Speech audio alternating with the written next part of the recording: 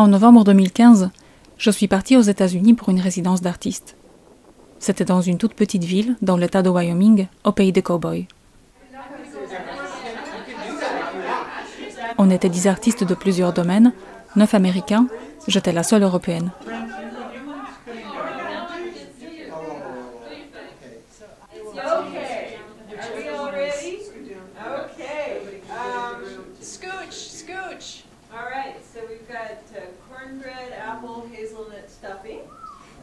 Mashed potatoes, gravy, of course, a kosher turkey that we needed, and for some reason it had the biggest legs on the planet. Les habitations étaient étalées sur une très grande parcelle. Chacune d'entre nous, disposait d'une chambre et puis d'un studio où on travaillait. On se retrouvait le soir pour dîner ensemble. Cindy nous préparait tous les repas. Une autre personne faisait le ménage dans nos chambres et aussi dans nos studios si c'était nécessaire. On n'avait rien à faire à part travailler. C'était parfait. Moi, pour cette résidence, j'avais postulé avec le projet sur Baba Yaga, ce personnage qui m'a accompagné toute mon enfance. J'avais envie de l'approfondir, de connaître son histoire et de la sortir du conte. Mais revenons à la résidence.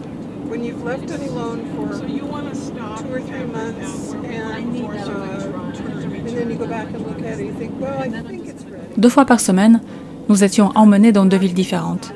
Jeudi soir, nous allions à Buffalo, à Occidental Saloon, où on assistait au concert. Les cowboys jouaient et chantaient des musiques country. C'était très exotique.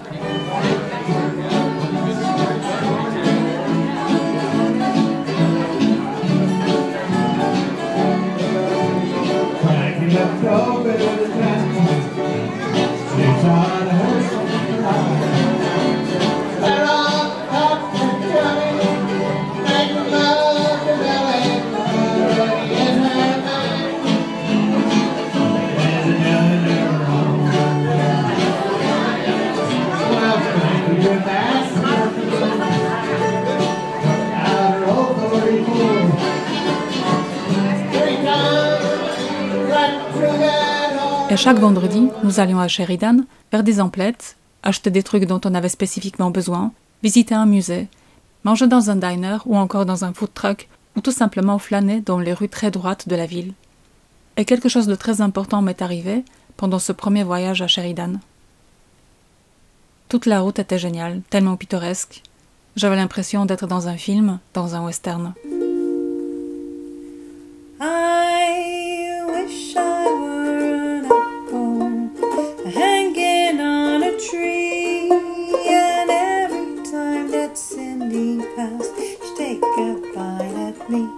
Get long home, Cindy, Cindy, get long home.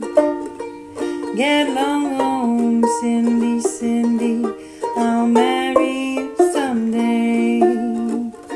Tout d'un coup, j'ai eu une sorte d'illumination. Devant mes yeux apparaissait quelque chose qui, à première vue, ne cadrait pas vraiment avec ce paysage. Un peu comme une tache. J'adore les taches. J'aime leur imprévisibilité, la façon dont elles se créent. Elles créent quelque chose de nouveau sans qu'on ait la moindre influence sur elles. Et en général, on essaye toujours de s'en débarrasser. Donc il y a aussi pas mal de fragilité en elles. Cet endroit, c'était comme une décharge, enclôturée, avec des chevaux et des chèvres qui paissaient dedans. On pouvait voir quelques caravanes à différents stades de désintégration, plusieurs voitures, la même chose, des containers, des petits bateaux, des barques, des fils, des récepteurs étranges, des câbles, des détritus de toutes sortes. Sur un énorme tonneau à l'entrée, un texte était écrit grossièrement au spray. « Connie and David, no trespassing », avec une tête de mort. Connie et David ont l'interdiction d'entrer. Cet endroit a attisé toute ma curiosité. Nous arrivions à Sheridan. « Does anyone live here ?» Je demandai à Ruth, l'une des personnes qui dirigeait la résidence et qui nous conduisait en ville. Elle a souri et elle m'a dit « Rose », mais tout le monde l'appelle « Dirty Rose ». Rose est une personne borderline. Elle a environ 70 ans. Sa maison, je veux dire ses caravanes, sont insalubres et tombent en ruine. Elle a 5 enfants avec 5 hommes différents. Elle ne s'est jamais occupée d'eux. Ses enfants ont été placés dans des familles différentes. L'un d'entre eux a passé du temps chez Ruth. Elle ne s'occupe pas non plus de ses animaux. Elle a des chevaux et des chèvres. Elle abuse de l'alcool, elle a des armes, elle couche avec beaucoup d'hommes. Elle a fait de la prison, elle est folle, les voisins se plaignent. Le comté veut se débarrasser d'elle et surtout de tous ces trucs qui abîment le paysage, et tous les terrains autour perdent de leur valeur. Le message sur le conteneur à l'entrée, Connie and David no trespassing, c'est pour eux. Elle leur fait savoir que s'ils entrent, elle tirera, c'est évident. Pour moi, ce qui était évident, c'est que je devais la rencontrer. C'était à 50 km de la résidence, à l'aller. Et à la résidence, il y avait des vélos.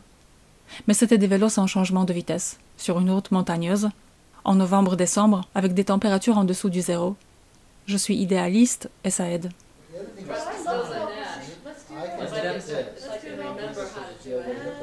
C'était vendredi. J'ai décidé d'y aller dimanche. J'ai vérifié la météo, il allait faire froid mais ensoleillé, alors c'était parfait.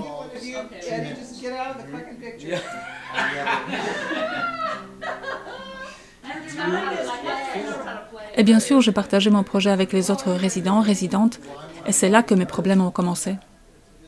Elisabeth, la poétesse, et Nancy, la sculptrice, m'ont demandé comment j'allais m'organiser pour ce voyage. « What's your plan ?»« Je vais y aller, je vais toquer à sa porte, à la porte d'une de ses caravanes. »« But it's a private property. You can't enter like that on a private property. »« Eh bien, je vais devoir le faire, hein. Ces caravanes sont loin de la porte, je dois franchir le portail. »« She will shoot you !» J'ai failli éclater de rire. Elle, pas du tout. Elle, au contraire. « She will kill you, and it's completely legal. And according to what Ruth says, this woman doesn't want to be disturbed. In the West, you don't knock on people's door. You are not from here, you can't understand. It's wild, I mean it. It's another culture, another mentality. It's Wyoming, it's far west.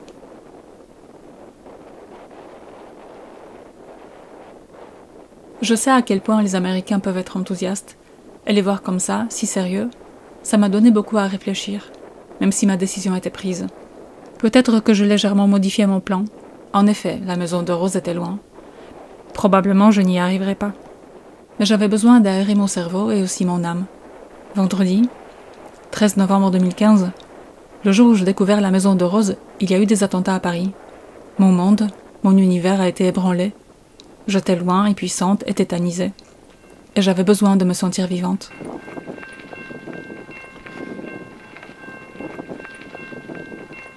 Dès que je commençais à rouler, j'ai hurlé dans mon fort intérieur. Pourquoi tu ne peux pas être normal et travailler comme les autres résidents en ce moment, ou regarder Netflix, ou encore, par exemple, manger des donuts toute la journée? Pourquoi tu dois faire du vélo et pédaler sur 100 km avec ce froid hivernal dans cette zone montagneuse? Et tout ça pour voir cette femme qui a des armes et qui était en prison? Elle ne t'attend pas, hein? Ça c'est sûr. Qu'est-ce qui ne va pas chez toi? Mais j'ai oublié toutes ces questions dès que je repris ma respiration et que mon corps s'est habitué à la balade. Je me remplissais de Wyoming, de cet air américain, un air de cow-boy. J'ai croisé une seule voiture qui s'est arrêtée pour me demander si je voulais qu'elle me dépose quelque part. Mais pas du tout. J'étais là où je devais être. J'étais à ma place. You ought to see my Cindy. She lives away down south. She's so sweet, the honeybees swam around her mouth. Get along home, Cindy, Cindy. Get along home. Get along home, Cindy, Cindy. I'll marry you someday.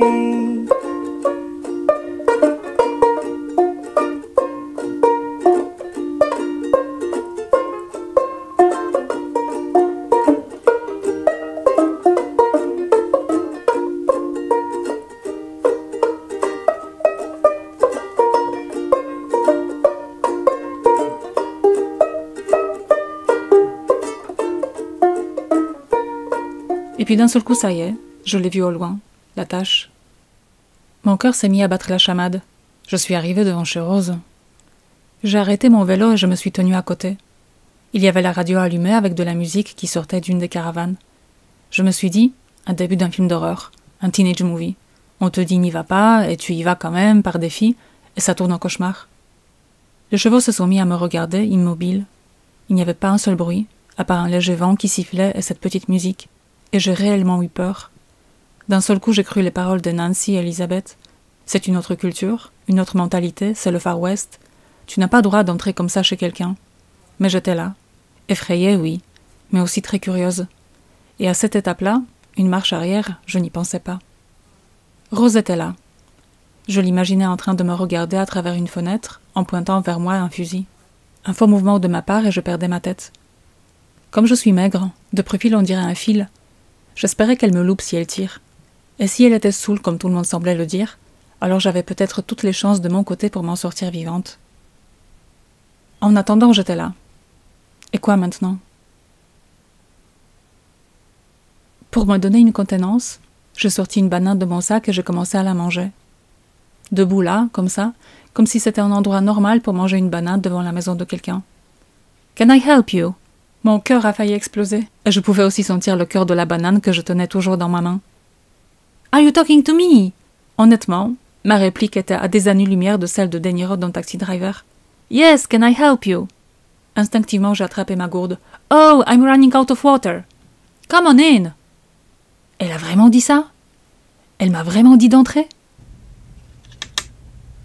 Quand je suis arrivée devant son portail, ces deux chiens ont couru vers moi. Elle s'est approchée, elle les a calmés, elle a ouvert le portail. Elle était très souriante. J'en revenais pas. J'étais là, en train de poser mes pieds sur son sol. « My name is Rose. » Nous nous sommes serrés la main. Je l'ai suivie jusqu'à l'un de ses véhicules. Il y avait un gros bidon d'eau. Elle s'est mise à remplir ma gourde. Je me sentais un peu mal, parce que sans la connaître, je savais beaucoup de choses sur elle. Rien de bon. Et je ne voulais pas les croire. C'est pour ça que j'étais venue. Elle a entendu mon accent. Je lui ai mentionné la Pologne, puis la France où je vivais. Elle a exprimé son désarroi face aux attentats à Paris. Elle était contente de me voir vivante ici. Elle m'a dit que j'étais une aventurière sur mon vélo. Je lui ai alors parlé de ma tante polonaise, ma marraine, Niuszka. Elle, c'est une vraie dure à cuire. C'est elle qui m'avait appris à faire du cheval à crue. À côté d'elle, je suis une petite joueuse. Du coup, Rose a voulu tout savoir sur ma tante. « Does Poland look like Wyoming ?» Non, pas vraiment. Et ma tante, qui est une femme très forte et très costaude, elle se conforme beaucoup. « Freedom has a high price, especially when you are a woman. » Ma bouteille était pleine d'eau. J'étais prête à partir. La nuit américaine, la vraie, était à mes trousses. Mais je n'avais plus peur de rien.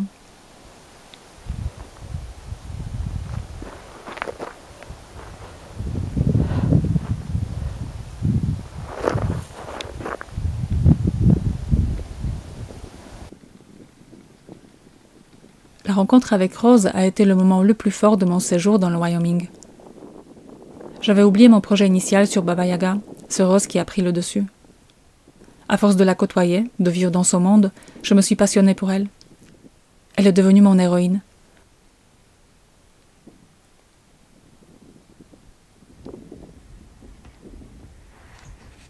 Son histoire est devenue le point de départ de cette bande dessinée. Dans la vraie vie, elle ne s'appelle pas Rose. Notre bande dessinée, c'est une fiction fortement inspirée du réel. Notre Rose, on la découvre à travers le regard d'un jeune flic, Tom, qui débarque de Chicago, dans le commissariat d'une petite ville du Wyoming et qui se heurte à la vie locale. C'est une histoire d'une rencontre, d'une amitié, et de la place qu'on se fait dans la société, des concessions que ça nous coûte. Faut-il suivre ou faut-il fuir? My Cindy is a pretty girl. My Cindy is a peach. Throw her arms around my neck and hangs on like a leash. Get along home, Cindy, Cindy, get along home. Get along home, Cindy, Cindy, I'll marry you someday.